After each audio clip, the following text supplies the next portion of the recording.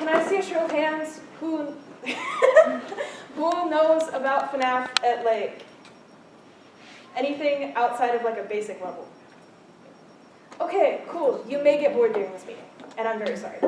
So I am going to go ahead and set 3 rules for this meeting for my major FNAF fans. I am not talking about the books. Good. Because there's so much continuity discussions on whether they are canon to the games, if they're not canon to the games, or their own there's already their own continuity. Is there like 3 continuities in the book? There's too many things that it would like require its own meeting, so we're gonna kind of talk about them, as in I'm going to mention them when they're relevant, and that's it. Cool, okay.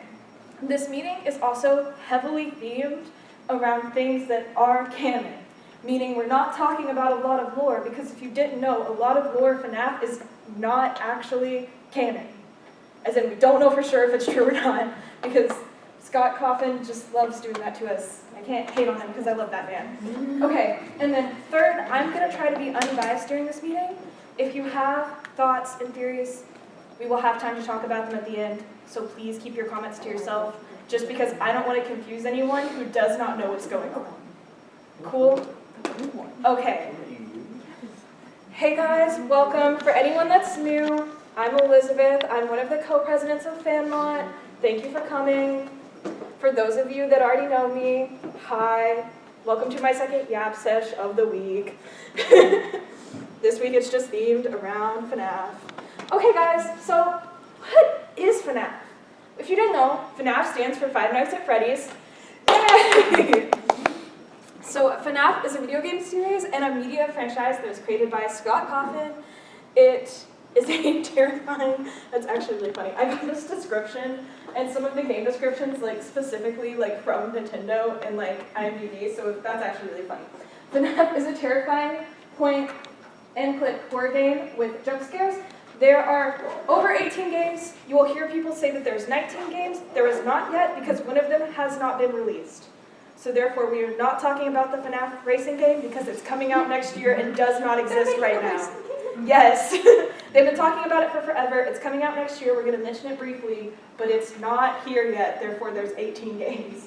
There are 11 in the main series, as you can see, and there are 7 spin-offs. Now, we will be talking specifically about FNAF World, Special Delivery, and then Into the Pit. The ones we won't be talking about is Freddy and Space Games. Even though we love them, guys, we love them. They just don't super have to do with plot, so we won't be reaching into them, but just know they're important and they're adorable and we love them. Fury's Rage is really interesting. It was kind of like the teaser for Security Breach. I'll mention it briefly, but I don't have any graphics for it, but if we have time at the end of the meeting, I'll pull up stuff from it because low-key it's really cool and it should have gotten way more hype than it did. And I did not know this game existed. But apparently this was made, and for a year, it was a mobile game that you could play. It's no longer up, so I don't know, get sad about that, but it existed. I guess it wasn't good, because I never heard about it, but, you know. But we will be talking about every single main game, meaning we will be talking about everything from FNAF 1 to Secret of the Mimic. And the Secret of the Mimic, I'm not going to go too deeply into, because if you don't know, it's still kind of very new. And people are still looking into it, so we're going to talk about it, but there's not as much information on it. Okay, cool. So first, as always, we have to start with Scott Coffin. Okay, guys. So this is his appearance in the last ever MatPat video, because yes, it was GT Live, but it's just the last MatPat video. He is an icon. He showed up just for MatPat, and he was like, I need to pull up the clip, but it's literally Scott Coffin going, here, I'll finally tell you all of my secrets in FNAF, and MatPat went with him, and that was the end of the video. And it was great, and I do like to think that they had a genuine conversation, and Matt now knows the entire lore of the games and won't tell us, because that would personally make me happy. It's also ironic now, because MatPat is like an official member as Toy Bonnie in FNAF 2, the upcoming movie. So anyways, I just think it's really funny. This is our lovely man. He is the game developer, best known for literally creating FNAF. In 2013, he submitted the family-friendly game Chipper and Sons to Greenlight. However, it did not get great reviews, which did lead to him being a little bit depressed. But in that depressed state, he came up with the idea for FNAF, and we're very glad he did because, well, you're all sitting in the room to hear me yap about it, so obviously it did something good. So, FNAF 1, we barely got any lore from this game. The logline for the game was, as a night guard, you must survive 5 nights as you are hunted by 5 animatronics hell-bent on killing you. And that's literally the whole plot of the game. So these are our lovely 5 now. First we have lovely Chica, we have Freddy, Bonnie, and Foxy. In the back, we have Golden Freddy. Now Golden Freddy in the game does not actually chase you. He does appear, and if you stare at him too much, he will crash your game. He also flashes, "It's me" at you with no explanation, because he's a drama queen, and we love him. We also have our lovely Indo, who makes appearances. This is more for the rebooted FNAF 1, where they did some touch-ups, but we do love Indo, and he shows up many times. Also, Indo is what is inside of these animatronics. So now, explaining the animatronics, these are regular animatronics, whereas our lovely Golden Freddy back there is a spring lock animatronic. That information becomes important later, but basically what you need to know right now is a spring lock animatronic means that it can both double as a costume that a performer could walk around the pizzeria and wear, or it can be a working animatronic. And because of that combination, you don't want to get them wet. Thank you for laughing. Okay. What we know from this game is that there is 5 missing children. We have the lovely phone guy who at the end of the game does get locked in a suit and asks us to come find him eventually. Do we ever? We'll never know. But we can assume he's dead. We do know that someone was bitten in '87 and survived, but we don't know who and who did it. We know that Golden Freddy appears, and that when he appears, it says, "It's me." And then we know that the guard is Mike Schmidt, but we don't know who that is. We have no context. We just know that he does get paid after basically being fired, and that he's fired for tampering with animatronics and for odor. Which, bro, being fired for odor, that's crazy. Who was there to smell him? I always wonder that, where it's he's a nighttime security guard when no one else is supposed to be in the building, so who cares? So then we have the lovely FNAF 2, in which we get a much upgraded cast. The logline for this game is that Freddy Fazbear's Pizza is reopened with new versions of the animatronics and the same animatronics from the previous Freddy Fazbear's Restaurant. Again, not a lot of information. So, we have our now withered animatronics, who we all love. And then we have our toy animatronics, which are the new and improved animatronics that are supposed to seem friendlier to kids, but they also have a security safety mode because of the missing kids that went missing, so that way they can basically look for scary people when they're out walking around the pizzeria. This unfortunately backfires and makes them more hostile. Now, one thing that we find out that is actually interesting is this game is not a sequel like we all originally thought when it came out. It is, in fact, a prequel game. Now, is that confusing? The answer is yes. But it is a prequel game. It actually happens after the original. You also play as 2 people in this game. You start the game by playing Jeremy Fitzgerald. You end the game playing someone else, known as Fritz Smith. Now, we have no context to Fritz. We do learn that Jeremy is asked to cover the day shift after day 4, and unfortunately, his frontal lobe is bitten off. By who? We don't know, but we do know that he lives. Yay, Jeremy! Wow. We're so proud of you, bestie. And don't worry, he did get paid for the trauma. Cool. Woo. Paid to get bit off. We do also have confirmation that the animatronics are possessed. We have our bestie Golden Freddy coming back, and we learn that the purple guy is the murderer. Ooh. Who's the purple guy, you ask? The man behind the slaughter. You're right, that's all we know. We know that he is a purple guy, and that he's the man behind the slaughter. And that's literally it. This is, like I said, set in the infamous year of the bite of '87, and we find out that Jeremy was the bite of '87. And we're introduced to the idea of Shadow Bonnie and Shadow Freddy, who is not in this picture, but that's okay. We're also introduced to our lovely marionette, or the puppet. She's very important later, but basically a new mechanic that you have to do in the game, aside from checking all the rooms to see what the animatronics is you have to make sure her music box is wound up. If it is not, you will die by a very scary jump scare. We also have our lovely Mangle in the back. She's precious, we love her. We have our balloon boys. And then we have the Withered and the toys. And lovely Indo again, because is this a Five Nights at Freddy's game without Indo? It's not. And then we enter FNAF 3, which is an entirely different aesthetic because I guess Scott got bored. The logline for this is a horror attraction based on Freddy Fazbear's Pizza is opened. The attraction now has one animatronic. Now if you're wondering why there's more than one animatronic, it's because these are just figments of your imagination. They are hallucinations you're having while you're playing the game. Now again, we have no idea who we're playing as when we play this game. We're just playing as a security guard, and that's all the information we're given. We also have our first introduction to Springtrap. Look at it. Woo! We also learned that this takes place 30 years after the first Five Nights at Freddy's game, and that the purple guy that is locked is the one locked in Springtrap, which is why it looks like he still has organs, because he does, because that's a man locked in the suit because he got spring-trapped. Remember when I said you don't want to get the spring-locked suit wet? Guess who didn't listen to his own rules? Bestie.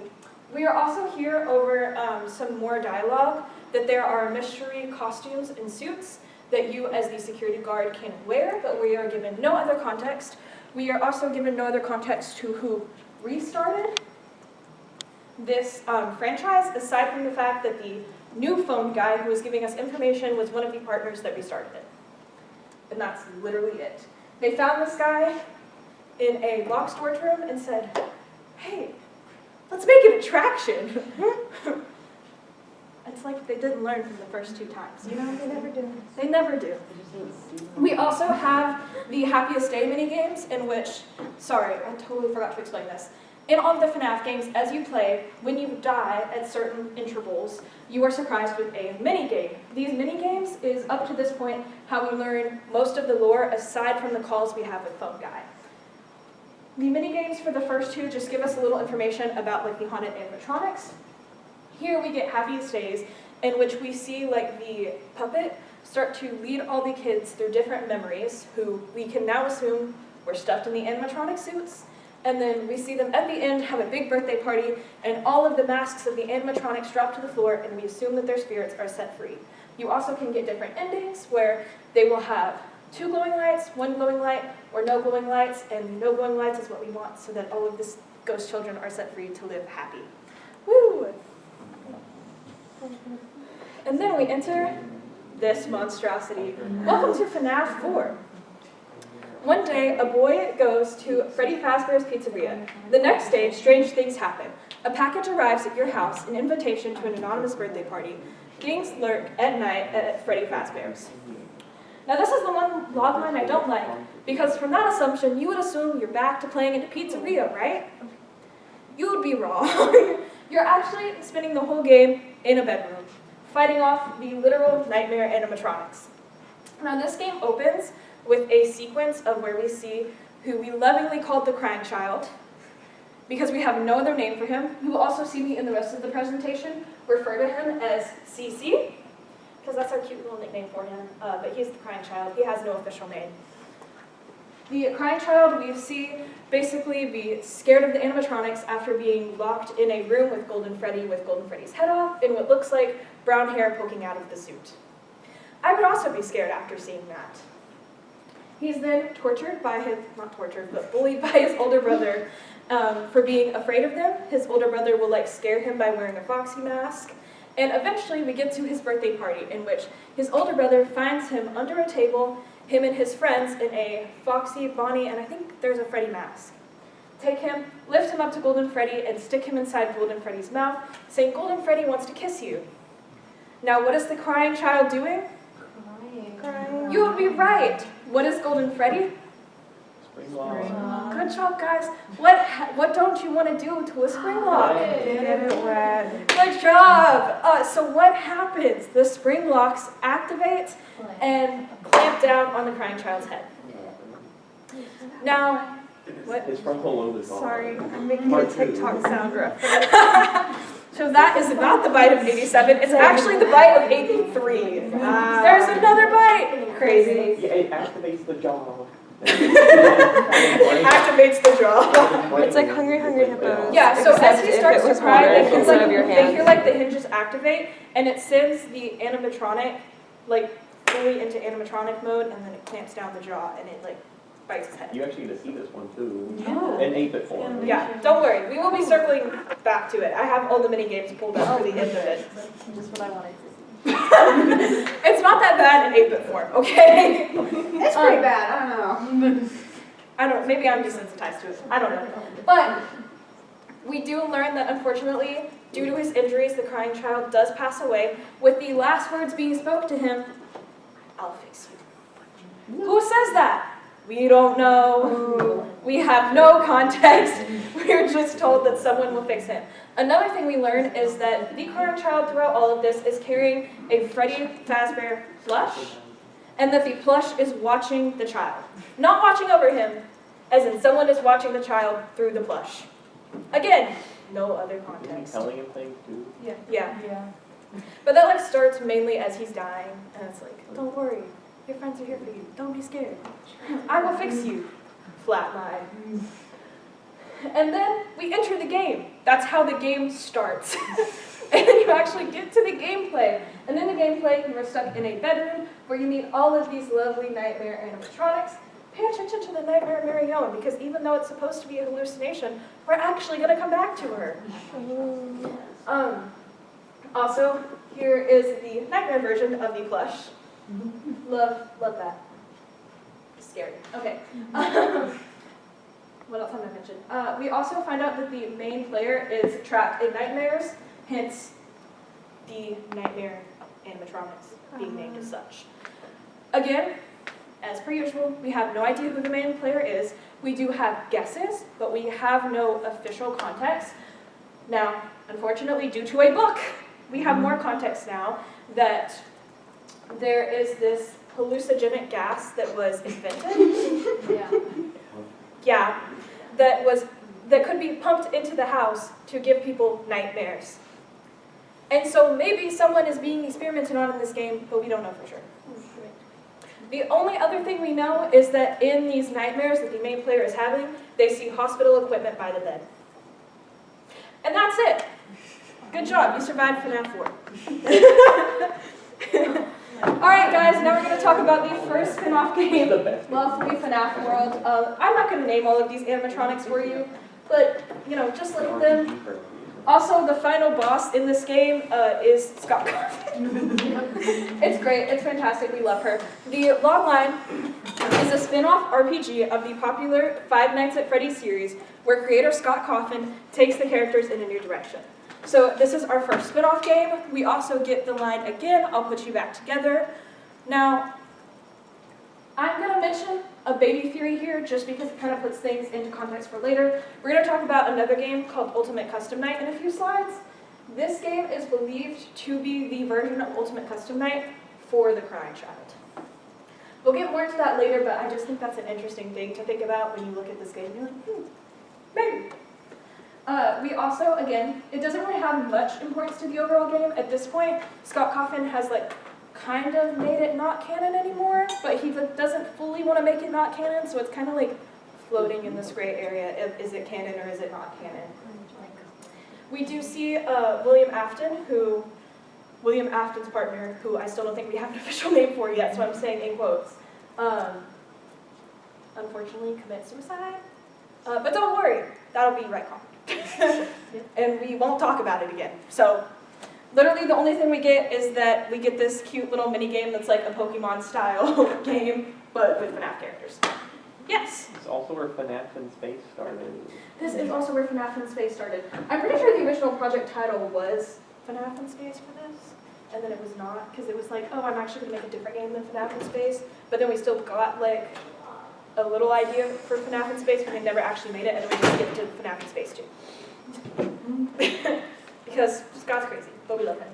Also, because I didn't show a picture of him, here is what the missing children look like. They're crying, and we've always kind of assumed that that's because of this is the reputation of them souls. Also, they've had a lot of trauma happen to them because they've been killed by a serial killer and stuff in animatronic suits. So if anyone has the right to cry, they do.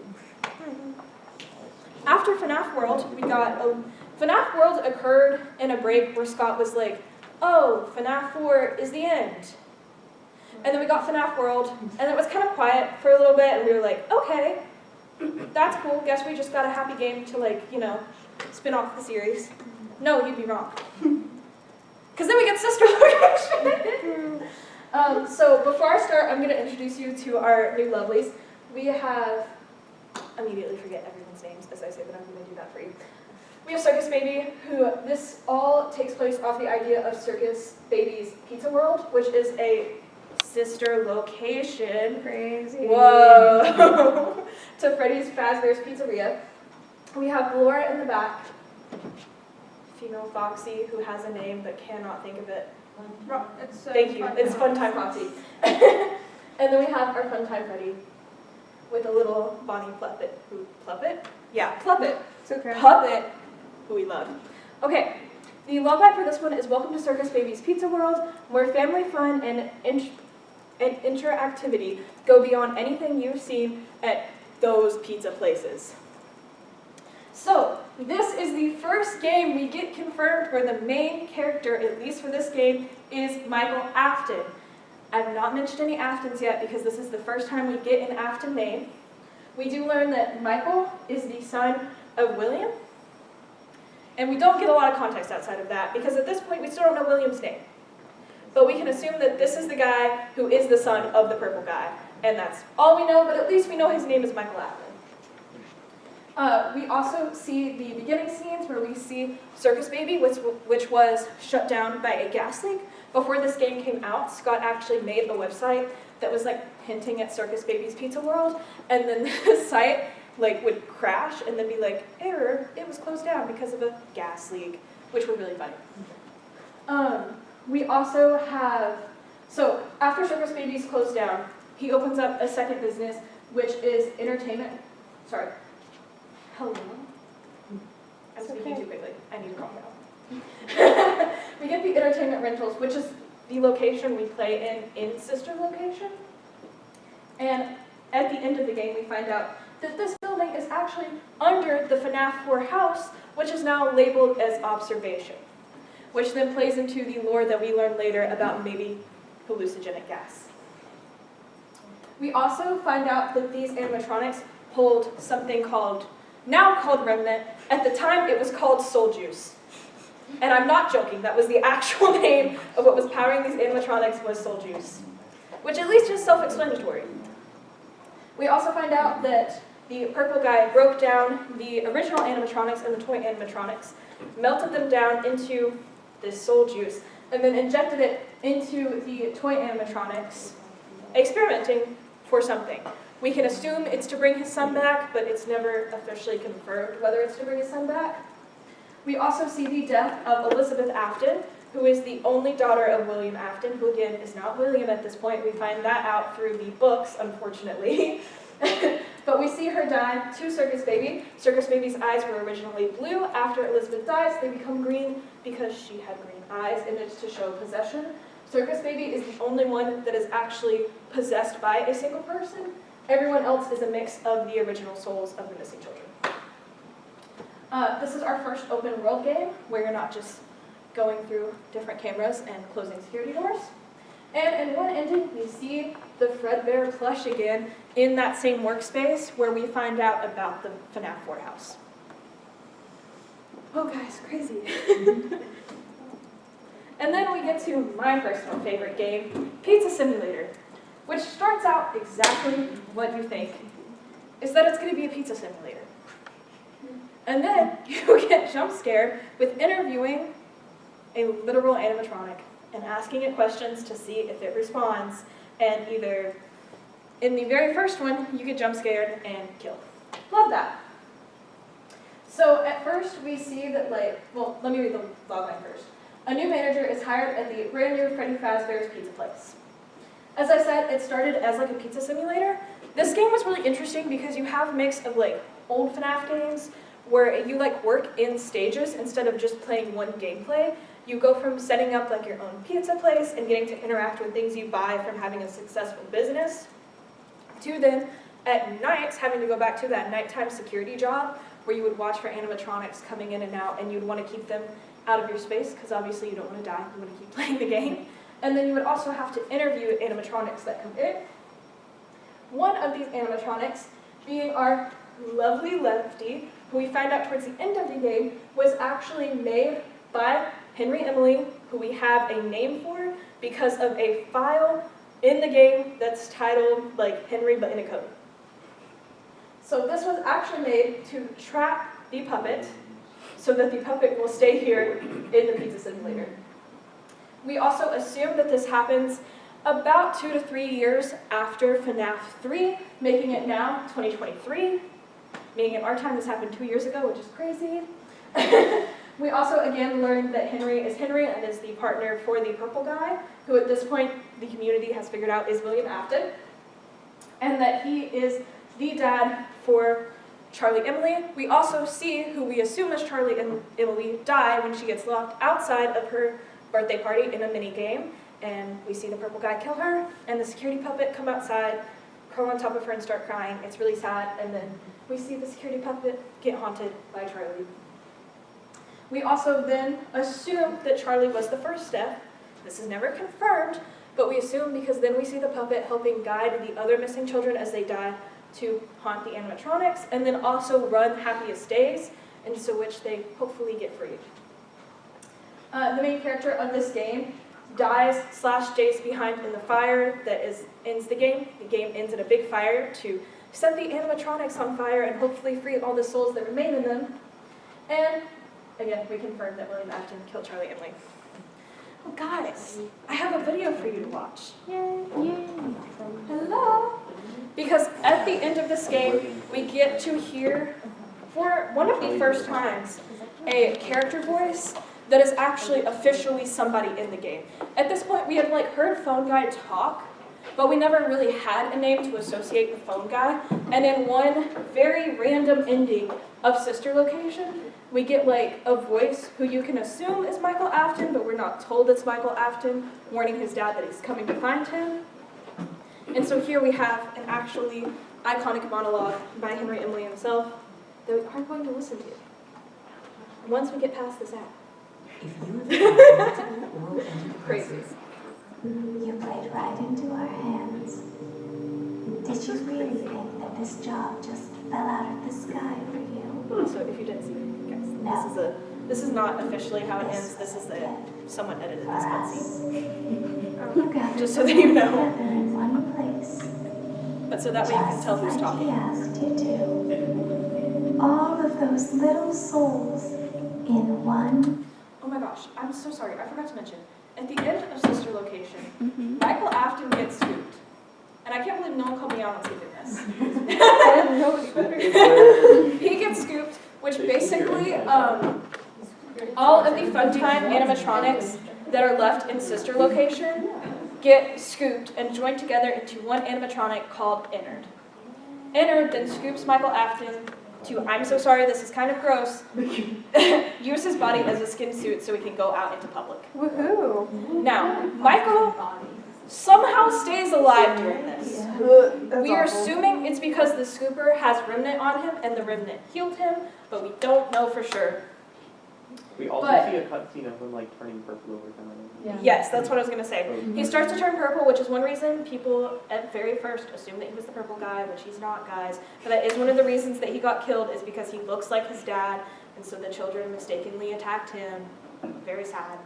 Also, this is one reason why people assume that Sister Location is actually the first game in the series, because the main character over and over gets fired for odor, and, you know, if you were an alive guy walking around in like a rotting corpse, you'd smell pretty bad, so it would make sense. But that's important knowledge to have because people assume that the main character playing in this game is Michael Afton, which then gives context to why he stays behind and lets himself die in the fire. Okay, I'm done yapping. Yes. And then the inner inside split up. Yes, and so inner becomes like a the pre-law, but it's like a molten Freddy, which is what he's called in the game. And then Circus Baby kind of rebuilds herself and becomes Scrap Baby. I've also heard people call her Trash Baby, which I think is really funny. But that's why she looks like that. Okay, there we go. Also, Springtrap comes back looking very bad and very worse for the wear. Peanut Man. And that's it. So there we go. Face. Just for us. A gift. Now we can do what we were created to do. And be complete. I will make you proud, Daddy. Watch. Listen. And be full. Connection terminated. I'm sorry to interrupt you, Elizabeth. If you still even remember that name. Oh, that's what this is. But I'm afraid you've been misinformed. You are not here to receive a gift, nor have you been called here by the individual you assume, although you have indeed been called. You have all been called here, into a labyrinth of sounds and smells, misdirection and misfortune. A labyrinth with no exit, a maze with no prize. You don't even realize that you are trapped. Your lust for blood has driven you in endless circles, chasing the cries of children in some unseen chamber, always seeming so near, yet somehow out of reach. But you will never find them. None of you will. This is where your story ends. And to you, my brave volunteer, who somehow found this job listing not intended for you, although there was a way out planned for you, I have a feeling that's not what you want. I have a feeling that you are right where you want to be. I am remaining as well. I am nearby. This place will not be remembered, and the memory of everything that started this can finally begin to fade away, as the agony of every tragedy should. And to you monsters trapped in the corridors, be still, Thank you. and give up your spirits. They don't belong to you. For most of you, I believe there is peace, and perhaps more, waiting for you after the smoke clears. Although for one of you, the darkest pit of hell has opened to swallow you whole. So don't keep the devil waiting, old friend. My That's daughter, what it's about. if you can hear me, I knew you would return as well. It's in your nature to protect the innocent. I'm sorry that on that day, the day you were shut out and left to die, no one was there to lift you up into their arms, the way you lifted others into yours. And then, what became of you? I should have known you wouldn't be content to disappear. Not my daughter. I couldn't save you then, so let me save you now. It's time to rest, for you, and for those you have carried in your arms. This ends, for all of us, in communication. So guys, that's how it ended.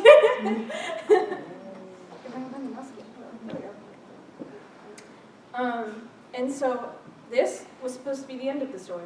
Again, you'll get used to hearing me say that. Wasn't the end of the story. No. So you see, up to this point, lovely FNAF games had worked in which once you completed the game, you unlock this thing called a custom night. And basically you can make it as hard as possible and try to do hard mode and have a time crunch of escaping all of the animatronics. So what did Scott decide to do? Release a game called Ultimate Custom Night. The community likes to nickname this UCN, so if you ever hear that, that is what they're referring to. The logline for this was a new, hello, I apparently didn't put the right one, but basically the idea of this is William Afton in purgatory, being tormented for all of his wrongdoings, low-key as he deserves. We do hear that this is run by the vengeful spirit, the one you should not have killed. Now, for all of my FNAF fans, that is all the canon information we get. We don't know for sure who the vengeful spirit is. We know that at one point they're referred to as him. Yet now they might not be a him. Who knows? But we do know that someone is vengeful and is purposefully using this to attack William Afton. This is technically supposed to be the epilogue to FNAF 6, otherwise known as Pizza Simulator, and it includes over 50 animatronics. Yes, it does also include Phone Guy. Look at him, cute little phone. You do meet Old Man Consequences, who basically you get in mini games, and he tries to convince the vengeful spirit to let go and let him take over and to just move on. And as I said, we're holding William Afton here. Now, this game's kind of crazy, so I have 2 more videos for us to watch. I'm so excited. The first one being this, because in this, Samsung we- OLED S. okay, everyone that doesn't know, Markiplier is one of the icons of the FNAF community. We're not talking about the FNAF community as a whole today. I'm so sorry. I would ramble for too long about Matthew Patthew. But I did want to include this clip because it's so funny, and we love Mark playing FNAF games. We love our FNAF king. Okay. I am dead. Here I am. Oh, hi. Okay, yes. I recognize you, but I'm not afraid of you. Is that the voice of Not anymore. the voice of the puppet? You're not afraid of me? Am I the purple guy? Is this my hell? Is this my personal hell that I've been put in forever because I'm in hell? This is my hell.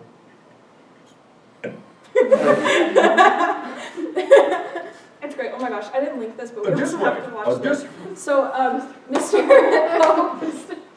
we start meeting in Pizza Simulator, but Icon becomes an actual icon of Ultimate Custom Night. Also, he is through a line of more playful-looking animatronics that, at this point, the community is kind of assuming and wondering. It's one of those things that falls into the gray line where it's not confirmed, but there's a lot of evidence for it, that this line of more friendly animatronics was Henry Emily's first solo project of animatronics, and that they're kind of what attracted William Afton's attention to him, and that then when they started working together, the animatronics fit more of William's designs, but it also explains why Lefty, who was made only by Henry Emily, looks a lot different than the other FNAF animatronics we see. way. This way. This way. This way. Come on. Come on. Okay, let's see what Mr. Hippo Man. My friend, you have met a terrible, terrible demise. But, you know, I don't feel too bad about it. After all, if it weren't for me, it would have just been from someone else, you know? I guess what I'm trying to say is life goes on. Well, for everyone else, life goes on, not for you. You're dead. That's neither here nor there. It reminds me of one summer day in the park. I was having just a delightful picnic with my good friend Orville. And I said to him, Orville, I have a story. This is not edited. Said to This me, is what the death "What's scene the looks like when Mr. significance Hippo of the pops story?" up. Amazing. I said to him, Orville, not every story has to have significance, you know? Sometimes a story is just a story. You try to read into every little thing and find meaning in everything anyone says, you'll just drive yourself crazy. I had a friend do it once. Wasn't pretty. We talked about it for years. Oh my God. You'll likely end up believing something you shouldn't believe, thinking something you shouldn't think, or assuming something you shouldn't assume, you know? Sometimes, I said, a story is just a story. So just be quiet for 1 second of your life and eat your sandwich, okay? Of course, it was only then I realized I made sandwiches, and poor Orville was having such difficulty eating them. Elephants have those clumsy heads, you know? Actually, I suppose that's the problem. They don't have hands at all, do they? They're all feet. I couldn't imagine someone asking me to eat a sandwich with my feet. Now, if I recall correctly, there was a bakery nearby. I said to him, Orville, let me go get you some rye bread. Now, I'm unsure if elephants enjoy rye bread, but I assure you that Orville does. Now, this was on a Tuesday, which was good because rye bread was always fresh on Tuesday. They made sourdough bread. How long? Okay, we'll stop. We can't. Okay, okay, I want to finish Or one. rather, they only sold it at a discount, but people want to feed the ducks, and then probably at the end of the day, finally, they threw it all up. I don't recall. I do remember a man who would bring his son to the bakery every Wednesday and then go feed the ducks. He would buy all of the sourdough bread. Of course, you're not supposed to feed the ducks sourdough bread at I all. love to think that Swells up Emily in was your a southern stomach. man, and You so all that die. Mr. Defoe is just going to be At Emily least- there to just at torture least that's William what for I the rest of You time. know, I never saw any ducks die myself, but I did notice a substantial decrease in the duck population over the course of a few years. I just never thought to stop the man and tell him that he was killing the ducks by feeding them sourdough bread. And if you want my opinion on the matter, and I told Orville this as well, if you want to feed ducks or birds or any kind for that matter, it's best to buy seed. I mean, when you think about it, breads of any sort don't occur in nature. They don't grow on trees or spring up from the bushes. I don't think birds know what to do with bread. What was I saying? Oh, yes.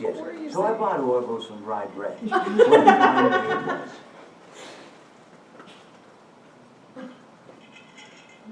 Was that? Oh. Oh. Okay. I had a different video, but we're actually going to try to find one. Some of the voice lines are like that, where they're kind of nonsensical, and then some of them are like, "You deserve to burn in hell," and you're like, "Whoa, that's a major difference." And then through those voice lines, we find out that this is a perfect word for William Afton. But everything's like that, where each of these characters you die to, you get different voice lines. And these are our lovely musical melodies, who are the people that we assume were created by Henry Emily. And if you were curious, there's Orville right there, our cute little elephant. So again, this was supposed to be the end of FNAF. We have a nice bow, we assume all the spirits are free, and that William Afton is being tortured in this purgatory, and you're like, wow, well, I hate that that vengeful spirit, is stuck with him too, but at least everyone else is happy. So then we get Help Wanted. So with Help Wanted, Fazbear Entertainment hires an indie developer to make a series of point-and-click survival horror games based on allegations against the company, and to make a VR game based on them. Now when this came out, this was VR, which, love watching people play. I'm sorry, playing FNAF in VR sounds terrifying, and I'd scared enough when I just have it on one screen in front of me. I don't need to feel like I'm there, So the story is basically that the Fazbear Entertainment was bought out and is now an LLC. The people that now run it found these old circuit boards, and they were like, we're going to scan these into our game to make it more interesting. Now again, you asked, did they not learn from FNAF 3? And to that answer, I say, I don't know. But scanning these circuit boards in create an anomaly. That anomaly spans Glitch Trap, who is not here, but that's fine. Love that. It spans this wonderful creature called Glitch Trap. And Glitch Trap kind of like starts to appear as a shadow and figments throughout the game as you play it, because the game is full of like mini games from the previous games, and you're like, oh, this is us proving that the indie developer made all of the earlier FNAF games and that it was like a dream, but not a dream. No, because as you play these mini games, you earn tapes. Through these tapes, we hear about Tape Girl, who was in the game before you, found the anomaly, separated it into these tapes, and are like, hey, stop collecting them. If you collect all of them, you're gonna summon the anomaly.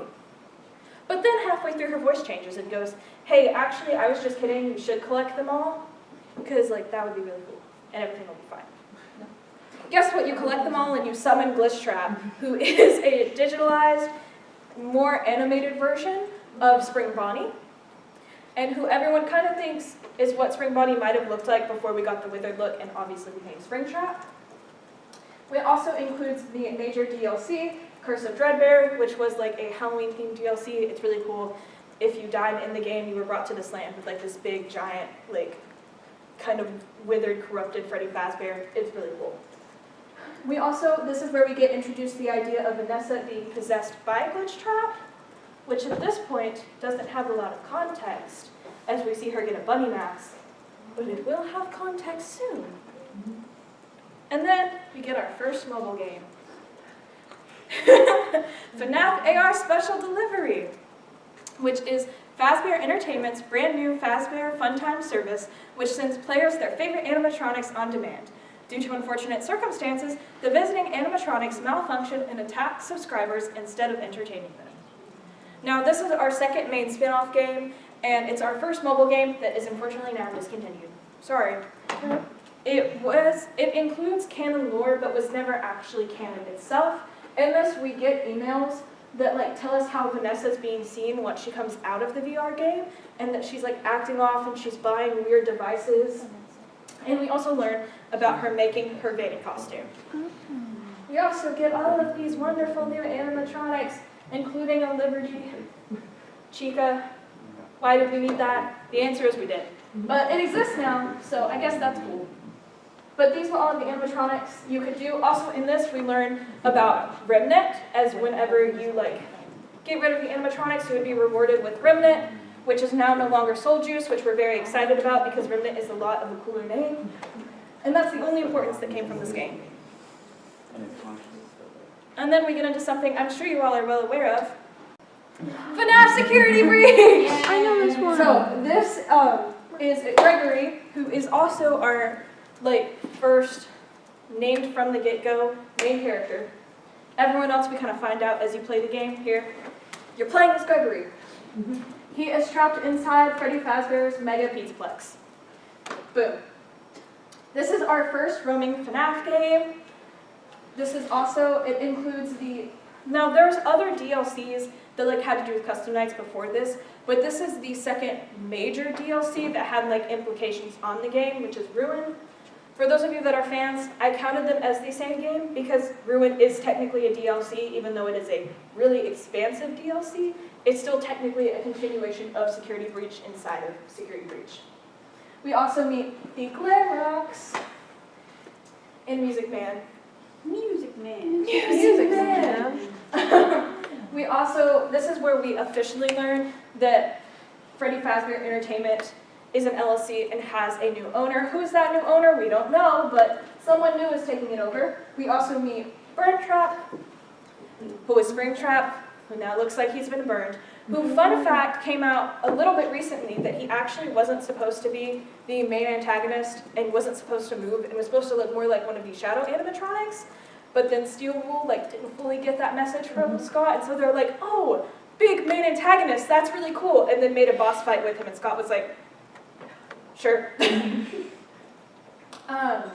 We also get tapes talking about Patient 46. We don't know who Patient 46 is at this point, but it is just a name, and these tapes are a therapist talking to both Patient 46 and Vanessa, and you hear that they're kind of going through the same thing, and so it's oh, well maybe Vanessa's tapes are regular Vanessa, Patient 46 is Vanny, or whatever, we don't know for sure. We also meet our main antagonist, Vanny, who is Vanessa, but in a white bunny costume, because all of our antagonists are bunnies, minus Bonnie. We like regular Bonnie. There's also a secret room that matches Mike's house that we see in some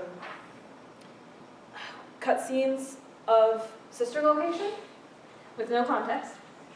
The Glamrocks are officially AI. They're not haunted, or are they haunted? We don't know. We're told that they're not. And Vanessa is Vanny, or is she? There's a cutscene in which you see Vanessa appear on the top of the Pizzaplex as it's burning, but Vanny was just killed by being thrown off of the roof. But in every other scene, they're the same person. So who knows, guys? And then also Ruin, which is the DLC that came out 2 years after Security Breach, introduces our new main antagonist for what we're calling Modern FNAF, because it takes place technically in the future, but it's more modern gameplay. Ruin introduces Mimic, who will be our new antagonist. To show you the new vibes of these, I actually have both the trailers for Security Breach and Ruin that we're going to watch. That I promise are shorter than Mr. Hippo giving his monologue. When I first found you, This is Vanny's mask. you were nothing. You were small, pathetic. But now, you are more. Are you ready?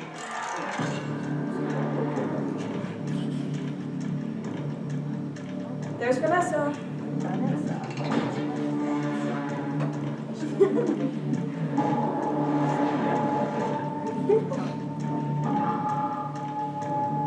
like they still use the old tracks.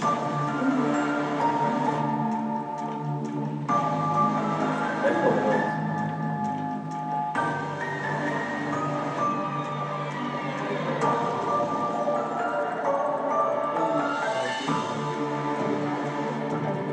Gregory, we can get you out of here. You and me together.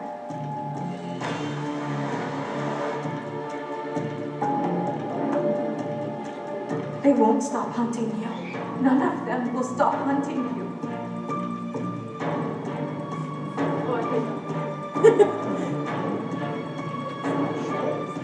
We have to get you out by morning. You will do as I say. You will bring me what I want. And if you fail me, then you will. Both of you burn!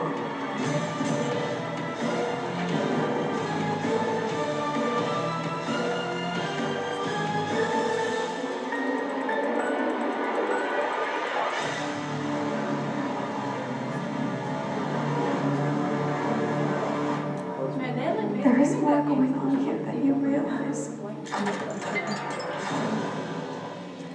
Okay, so now the funny thing is, we got this trailer in the middle of the game getting delayed multiple times. And then we got the trailer, and then the game got delayed again.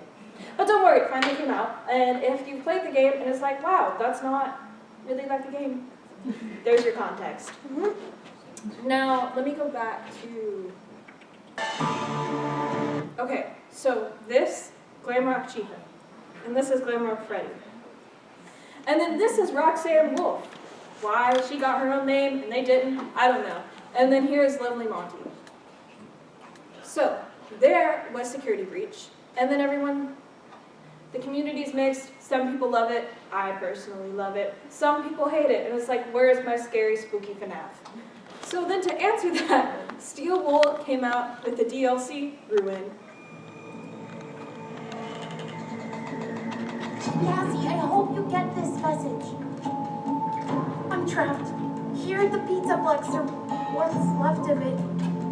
I don't have time to go into how I got here, but you've got to help me out. Save me, Cassie, please. It's so dark down here.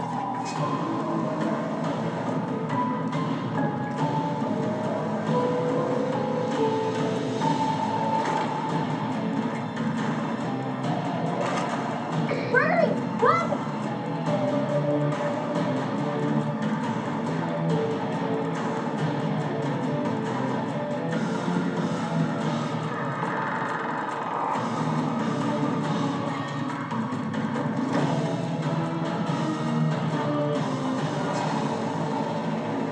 Nixes! Oh, hold on. Don't give up on me yet. So with this game, we meet Nixes, which was the rabbit you saw at the end, which is entirely different from the Mimic. You spend the whole DLC trying to defeat Mixes, only to realize Mixes was helping you, and then you meet the Mimic, who Mixes was holding back the whole time. Now, with Ruin, there is a bit of controversy because it is very unclear still, even after Secrets of the Mimic. Secrets of the Mimic does give us some information, but it's kind of unclear where Mimic falls into the rest of the game storyline. So, Ruin was met with mixed reactions. Also, with both Ruin and Security Breach, FNAF loves its multiple endings, and I love that for it. When I can tell which one the canon ending is. For both Security Breach and Ruin, it's slightly unclear which is supposed to be canon. Now, when we start Ruin, there is an ending to Security Breach in which they set the Pizzaplex on fire and Gregory escapes with just the head of Glamrock Freddy, but the head is still like actively talking and stuff. His body got destroyed. And everyone thinks that that's the canon ending. But when you play Security Breach, after the one ending you get where you encounter Burn Trap, the ending of that is completely animated as Freddy, full-blown Glamrock Freddy, and Gregory escape the Pizzaplex as it's crumbling down, and the bird trap is taping up this thing by, there's many different names for it. I like to call it the blob. It kind of looks like all of the animatronics melted together, and it's this big, scraggly creature that's also not up here. But I'm kind of glad it's not, because it's weird. We get no context. Is it? Like the Freddy. Oh, yeah. Well, okay, you can't see the full body, but that's like the Freddy mask, which is the one main one that moves.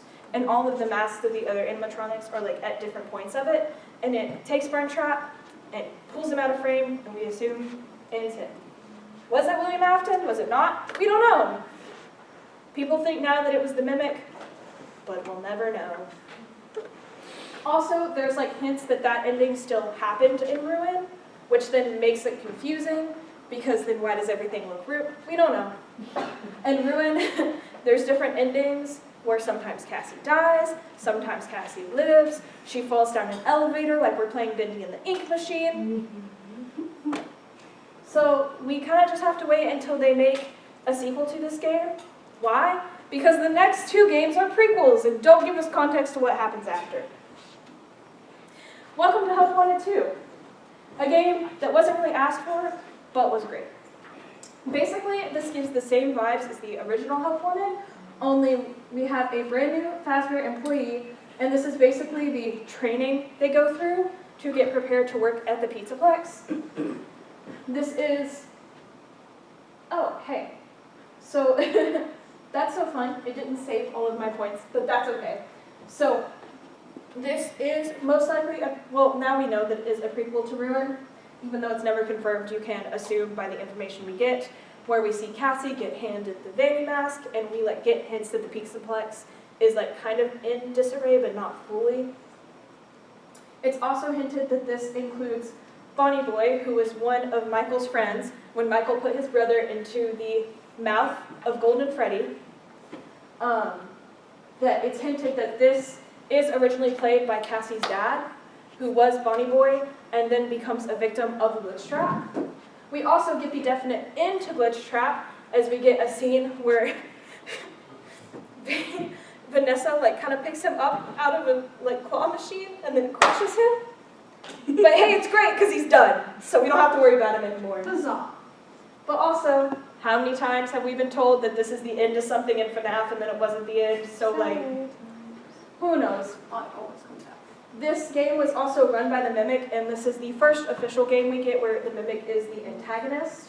We also get our second appearance of Candy Cadet, who is this lovely little friend who tells you a bunch of stories, and you're like, I'm sure that had plot importance, but you just talked about someone melting 5 keys together, trying to save 5 kids, and then didn't successfully save any of the kids, so I'm a little confused.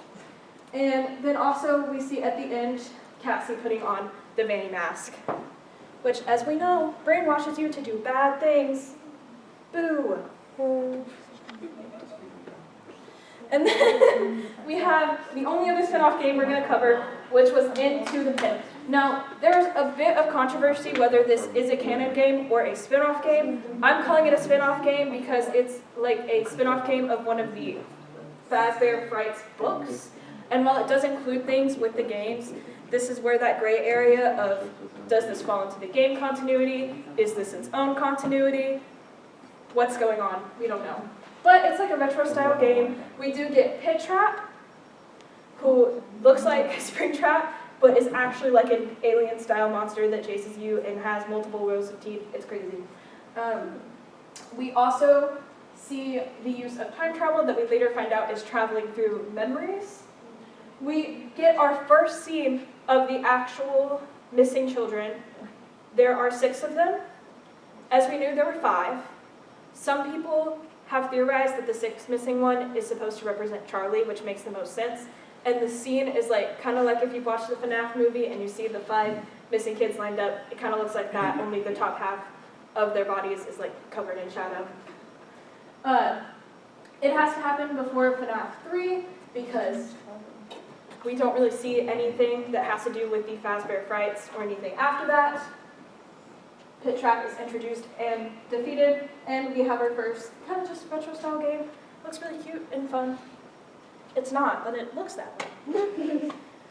And then we have our most recent game, which is The Secrets of the Mimic, which is a prequel to everything.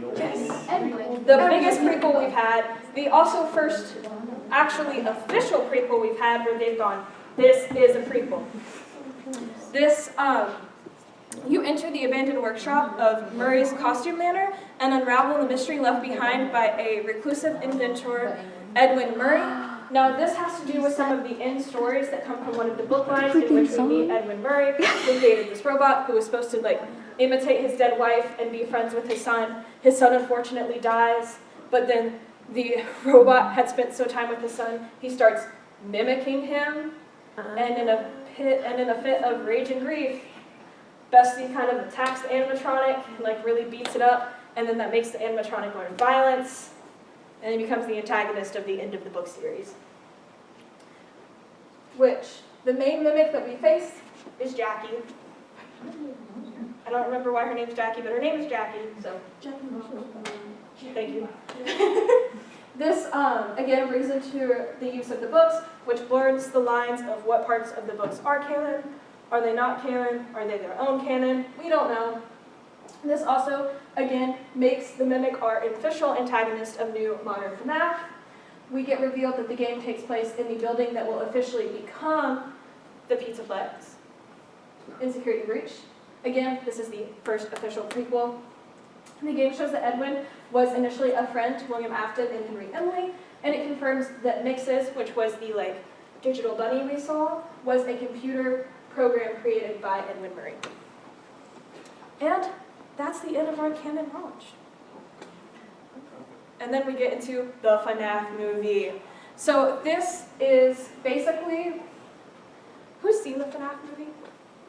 Okay, cool. Pretty much almost all of us. So For the second FNAF one? yeah.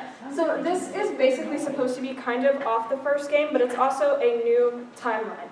The movies are officially their own timeline. Not in the same continuity as the games, they're just inspired by the games. They were written by, the script for them were written by Scott. He wrote many scripts before he finally landed on this one of them being named Cassidy, which is important later. It takes place in 2000. We have a guest appearance by Matt Pat. Call out to Dream Theory. There's a hint to Dream Theory, which connects back to Matt Pat. Also, you could text this number and you would be sent a security guard application, which was really fun. It brings in Vanessa decades before she's supposed to enter, and she is the only Afton child in this movie. And Golden Freddy is the only one shown to be able to leave the Pizzaplex. And then, this leads into FNAF 2, which is coming out at the end of this year. Now, this is set to take place 1 year before the first film. It will feature the town's first Faz Fest. It also will show the animatronics. So one of the main complaints that the movie creators got was that FNAF 1 didn't feel enough like FNAF 1. And so this one, they've reported, is supposed to feel a little bit more like FNAF 2. The toys are also shown to be capable of moving outside of the pizzeria. We have Matt Pat as an official cast member as he voices Toy Bonnie. We will also get Megan Fox, which is a crazy pool, to voice Toy Chica, and then Kellen Goff will be voicing Toy Freddy. Now, we're actually going to watch the trailer for FNAF 2 because the new one just came out. Yeah. And I feel like it's appropriate. It is. And we've got plenty of time. Oh, this is singing. Always the same. You're dead.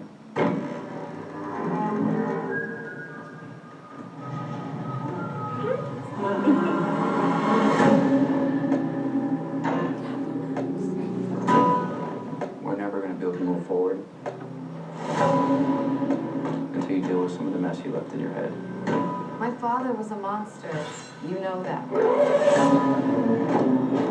Everyone called it an accident, but it wasn't until years later when those 5 children went missing that I knew she was murdered by him. Are you ever going to go back to Freddy's, I mean?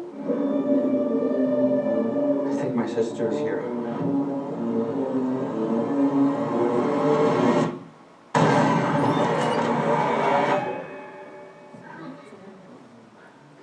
Where are you going to?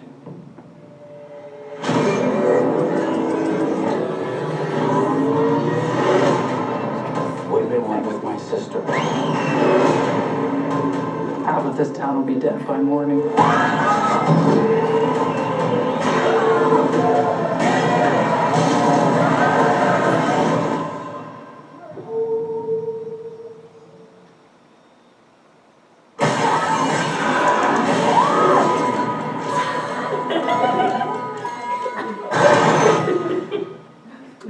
Okay, so if you didn't, where was he? We gotta go back to him. Guys, Okay, who's that one? Henry Emily, which we're all very excited about. Not only is he like making his first appearance, this is confirmed Henry Emily, which means all of us guessing that his name was Henry Emily was right. Also, he looks a lot better than the OG book line made him look, so we're super happy he doesn't look anything like William because they drew them as like the same man, which was really weird. He does still kind of look a little bit like his actor. Like, yes, but I feel like they're like still different. Yeah, no, it's cool actually. It's a nice callback. But yeah, I'm really interested to see why the withered animatronics look so withered after only 1 year. So that'll be interesting. Oh, no. It's because it takes place in the original, it's a different building completely. It's in the trailer. I don't want to know. Oh, I'm sorry. It's in the trailer. I'm trying not to connect it. I'm sorry. No, it's okay. It's okay. It's fine. But yeah, I'm really interested to see where they go with this. Also, we haven't seen the puppets. Has there been? It kind of sounded puppety right at the end. Well, they made the sound, but I don't know if there's been like any like official like. I think that's confirmation. No, I don't think officially in the trailers there hasn't been any. Guys, fun fact about me, I try not to watch trailers and stuff before the movies that I'm really passionate about because I like to I'm a film student and I will start to guess things if I watch too many trailers. So I like to go in being surprised even though I know the lore now. So yeah, we're all very excited. This looks really cool. We're also so excited because it's Skeet Ulrich and Matthew Lillard reuniting after years from Scream. I'm so excited. I'm also very interested about this. Listen, I'm so excited. Okay, so now we're going to talk about the major headcanons. And yes, these are headcanons because they were never confirmed, but they're like kind of known as like lore by the community, but Scott's never come out and been like, you're right. So the first thing is that Michael Afton is the main character of the games from FNAF 1 to Pizzeria. Now again, it's heavily inferred that it's him most of the time, except for of course the time we know that it's Jeremy Fitzgerald. They are separate people. But other than Jeremy, it's like assumed that that's Michael, but we never actually get officially, oh, that's Michael. We have also started to get some people, especially after the theory made by dual process theory, thinking that Michael is actually the vengeful spirit by UCN. The only thing that this wouldn't fully make sense is that William himself doesn't kill Michael, so then calling him the one you should not have killed is a tiny bit confusing, but it is interesting and it would follow the pattern. We also have that Golden Freddy hosts Cassidy, whose name is found in a book I did not talk about, but the security logbook that we all love and is one of the only books that we do love. Through some digging and solving the puzzles in this activity book, which is like Michael Afton's security logbook, and is another reason we think he's the main character throughout the game because he has references to all of the different games in it. We find the name Cassidy, who we assume is the child that we didn't know the name of, and that is the child hosted inside Golden Freddy. However, because that is what technically killed Crying Child, it's also guessed that Crying Child is haunting Golden Freddy, so for a very long time, everyone assumed that Golden Freddy was the only animatronic that officially was haunted by two spirits, both being Cassidy and the Crying Child, which is one reason why you see the flashes of I'm here in FNAF 1, because it's like him trying to talk to his brother and haunting his brother. But now people are starting to lean away from this idea, and so I'm interested to see where we go. Again, but we've never had an official confirmation of if that's true, if that's not true. And then also we have Charlie Emily being the first death that started it all, which is the reason why the puppet can help the other lost souls. But while it's hinted at in a minigame, it has never confirmed the death order, but we do see a hinting in FNAF Help Wanted 2, where you have to play a minigame and like light in accordance with the missing children. It's like hinted that she was the first death, but it's never actually been stated. These are the major questions we still have to ask. Again, what order did all the deaths occur? And then we have who is the vengeful spirit and what is the name of crying child? People think from the same security logbook, they found the crying child's name being Dave, which means beloved, which would make sense with the connection of brothers and especially with the FNAF movies coming out and showing how much Michael was connected to his siblings and specifically his brother. It would fit in very well, but it's not a confirmed name. We also have what is in the FNAF 4 toy box. In FNAF 4, we see this locked toy box. It never gets unlocked. We just know that something's in it. We think it's been retconned. Scott's like, I forgot what I put in there. I don't believe that for a minute. Some people think it's evidence that everything before FNAF 4 was a dream and part of the hallucinations of FNAF 4, but nothing's confirmed. It's just a locked toy box that we may never know what's inside. And then, did the FNAF 6 fire actually release all the spirits and kill everyone? We don't know. Which brings us to one of the major current theories. I already talked about crying child's name being Dave. The second one being Gregory is a robot. Now, do we know that for sure? No, but it has started this trend of assuming all of the new major characters are robots, and that's how they survive everything. One of the other major people that is being assumed as a robot is Vanessa. Basically, people think she is a robot recreation of Elizabeth Afton, and that Gregory is a robot recreation of the crying child, and possibly being haunted by the crying child. We don't know anything for sure. There's proof for yes and proof for no.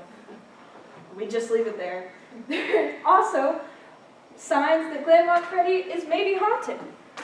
Who do they think he's being haunted by? Michael Afton, because they can't let the poor man rest. There's also theories that if Golden Freddy is haunted, that he's being haunted by Henry Emily, which is why he's so like fatherly to Gregory. But also that also goes for him being haunted by Michael Afton, and that it's like him making up for mistreating his younger brother. We don't know. And then there is a theory involving Nightmare Own that we will come back to if we have time. Where do we go from here? We have the 5 Laughs game, which I was talking about at the beginning, that is coming out in 2026, which is a FNAF racing game. And hopefully will give us something about Midnight Motorist, which is a mini game that we've all pretty much been confused about for a long time because it involves a whole new orange guy going to a bar and getting kicked out of the bar and going home and yelling at someone for watching TV, and then we see foot traces out of a window. It's really confusing. There's barely any context. And so I'm hoping with the motor theme we'll get some connection to that, but we fully don't know yet. We also have the FNAF 2V. That was great. Ooh. The FNAF 2 movie being released soon, and there are rumors of Steelwool working on a new game that everyone is really hoping is a sequel for Security Breach / Ruin, but nothing has been confirmed yet. And now, guys, we have a Kahoot we're gonna play! Because we haven't played Kahoot in a hot minute. Okay, we're starting. You should totally turn that music up. FNAF. There's a right answer to this. Bless you. No too confusing should be an option. It's like the opposite of the other one. Who said no? Oh man. Guys, you should know this. I We know covered this. I know. I know this. Also, if anyone's It's my. when you look at Mark Zuckerberg. when you look at Kahoot reviews, it doesn't show you the answers. So I just saw the questions and I was like, those look good, but if it's very obvious, I'm sorry, it doesn't let me preview what the answers are. There we go. Wow. I'm behind you. We did go over this. It was on the slide. Oh shoot. I guessed. You were so small. Dang it. That was what I was going to say. I was gonna say 2014. I heard about it in 2015. Boo. I'm still behind you. I got a question wrong. How many games are there? This is an older one, so it's not. What? That's not fair. When was this due? You're trying to base it on the picture. Yeah, I would say that's a good guess. Well, let's hope. Yes, I guessed What? correctly. I'm so excited. that was the big FNAF. Yay. How many animatronics are in FNAF 1? We did cover this one. Did we? We did. I guess. It's none of the above, guys. Sorry. There's actually only 3. There's only one. Yay! Yay! I'm so good. That would be silly. I'm on the podium, guys. I'm so happy. There's too many, even the games are. How many children were murdered?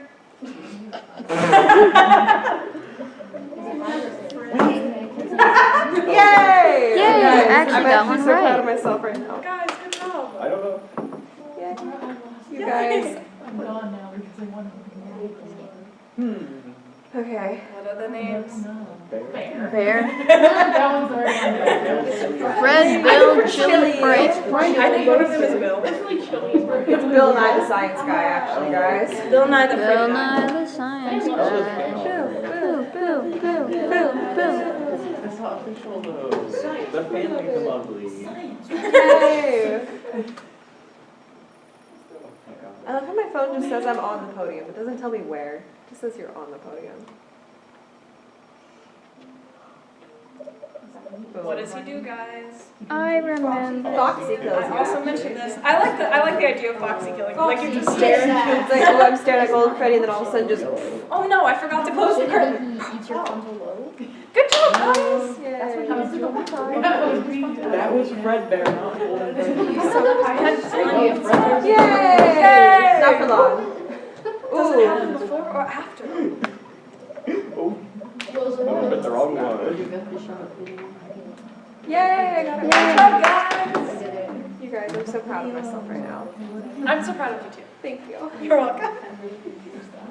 Oh no. Here does it take. Wait, I think I I did remember. mention this. I remember. I think I Cause. did. The bite. Oh no.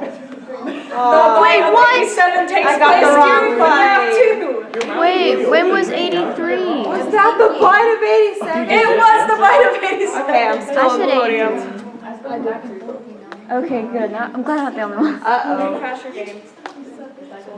Thought we just said that. The key smash.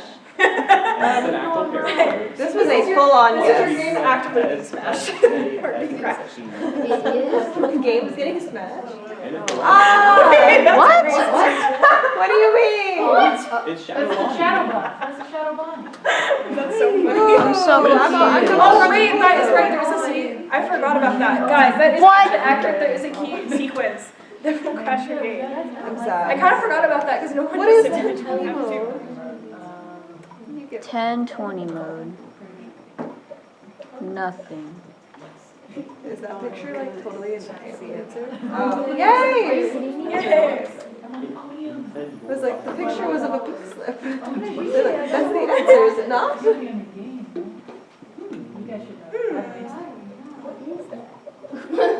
Baller boy. Fred Bear. So that's the one. Yeah, good job, guys. Yeah, that's the. Come on, I need somebody on the podium to get one wrong. Fail. I want you to So fail. Purple because in the We're halfway in the little through. 8 sections he was purple. Oh no. I totally guessed. I didn't even critically think. I This just was in a guessed. picture. Well, I can't count.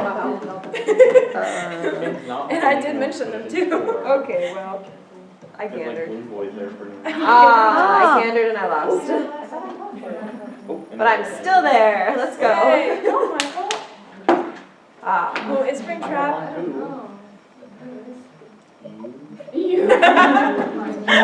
Yay! You. It's you. That'd be crazy if that was Foam Guy. Guys, people thought Foam Guy was the purple guy for a long time. Yes. Yeah. There's I remember also, those theories. There's also thoughts that the purple guy was Michael Afton. I don't know, man. I think it's Oh yeah, tonight's ramen bowl night at Betty's. I have no idea. Or is it tonight or tomorrow night? Oh, I'm wrong. But I'm still there. I'm still there. Yeah. Still standing, besties. Oh no. But wasn't that guy his own son?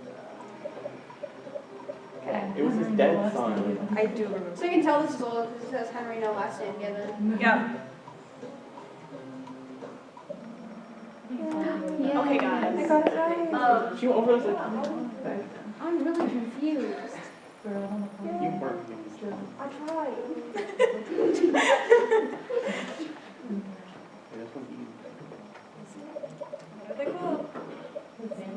Oh. Oh, I was the last one to answer. Sorry, guys. That's okay. But I'm still there. Hey, we haven't moved. I also mentioned FREDDYS. I'll give you a hint. It's in the picture. Well, one of them is in the picture. Okay. Yeah. So technically I was right, but not. Technically, you were right, just not right. I'm still there. Pretty bad. What? No. Also showed you this. I don't know, man. I mean, that's quite the Nice. picture they've chosen. Yeah, nice Yeah, fan art. sorry guys. Oh, it's a gift. Yeah, it's a gift. Ah, boo, I was wrong. Yay! But I'm still there. I was like, I don't even what? What? I'll be one. I don't know what these are. Oh, I I'll forgot. give you a hint at which one it's not. It's not a racing Is game. it Mario Kart? Shoot. Oh, I guess right. I'm so proud of myself. I didn't move. We have 6 questions. Oh no. This was also there. I think put I it in remember. quotes I in the guessed. presentation. I got it right. I tried to make sure that I answered most of these questions in the presentation. I'm scared. Appreciate it. Of course. You die. You die.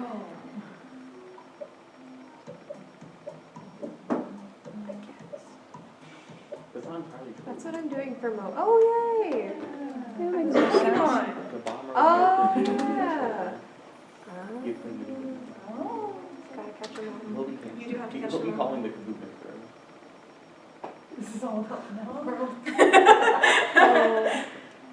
Guys, can you tell what their favorite game is? I think it's FNAF 3. I think I might leave. I think I'm wrong. Oh, I guess correctly. Yeah, but they covered That was actually Freddy in there. What is Fred Bear? Fred Bear is like the yellow. Because with, Fred like, Bear the low looks top. more like Golden Freddy. So in the picture is Freddy. What? Uh-oh. There's more than 5? It's no longer FNAF, guys. What? I guessed. I keep saying that. That's most of what I'm doing. 40? Well, guys, I didn't move. That one I forgot to mention. That one was not mentioned. So getting it wrong is okay. Loki, I forget sister location custom night exists. Because we don't. Oh shit. There were more than 3, I think. You did that. No, I did that earlier saying something else as like a mimic while I was modeling. And then the only freshman there goes 6, 7. I'm like, stop. It's like, and he goes, I was wrong, but I'm in the same spot. He goes, I just out I myself walked in. as a freshman. I said I could tell what you know. 2 more questions. In sister location? Oh my god. Hey guys. Oh my gosh. no. If you know, you know. No, I was told this thing. I think you told me this. I've mentioned this multiple times to you because it's my favorite thing. Yeah, I think I know what this one is. I'll give you a hint. Yes! I got it right! We live I dropped significantly. This is terrible. No! You guys. Okay, I'm so last sad. question. Oh no. Huh? Oop. Is this still sister location? Yes, it is still. Okay. Okay. Oh. Kind of like the wrong game's order, actually. Well, I tried. I gave up. Okay. That's so sad. I got. Yay! I was doing so good. Yay!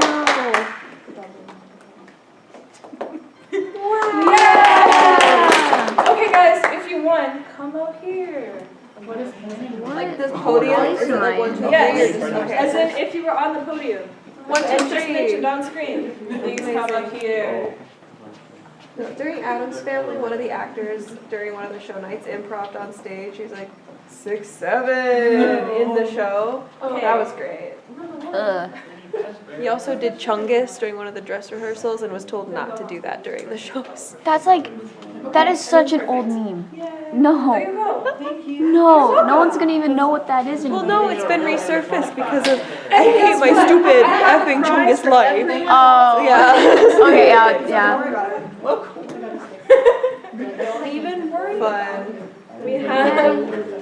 We had a participation trophy for everyone. It is welcome. Yay!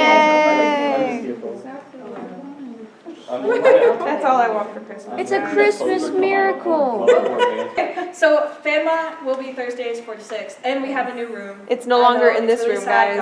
I'm so We're sorry. gonna be in the corner. I know. It's Is really there sad. That's like really still? close to my dorm. So Oh, hey. Well, improvement then. same exact. Also, update, guys. We're going to weekly for Fan-mont. Yeah, we officially are. next week. Brie Larson voices Rosalina Yeah. in the Super Mario Galaxy movie. What? I'm so excited. I didn't know that yet! Wait, that's great, I like her. She just, hold on. I can't listen to it right now. Wait, I got it! Ah! But look. Okay, if you're headed Oh out. my gosh, okay, wait, I can't watch it. I still have to watch it with my brother, but that looks great. Sorry. I wanted to look at it a little bit of it. Shout out Sneak for peek. bad hot takes.